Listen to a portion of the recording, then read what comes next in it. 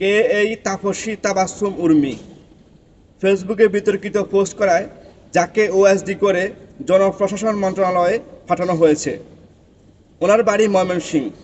উনি ছিলেন লালমনিরহাট জেলা প্রশাসনের নির্বাহী ম্যাজিস্ট্রেট। তিনি ফেসবুকে যা লিখেছেন তার জন্য স্যালুট দিবেন নাকি ধিক্কার জানাবেন, আপনার উপর ছেড়ে দিলাম। তিনি লিখেছেন, অন্তর্বর্তীকালীন সরকারের প্রধান উপদেষ্টা বলেছেন, রিসেট বাটনে পুশ করা হয়েছে, অতীত মুছে গেছে। রিসেট বাটনে ক্লিক করে দেশের সব অতীত ইতিহাস মুছে ফেলেছেন তিনি। এতই সহজ? কাউন্টডাউন শুরু হয়ে গেছে আপনার মহাশয়। তবে একটা বিষয়ে আপনাকে ধন্যবাদ জানাতে হয়। তুমি কে, আমি কে, রাজাকার রাজাকার। ওএসডি করার প্রতিক্রিয়ায় তিনি তার অবস্থান শক্ত বুঝিয়ে একটি বেসরকারি টিভি চ্যানেলকে বলেছেন, আমি চাই না দেশে মুক্তিযুদ্ধ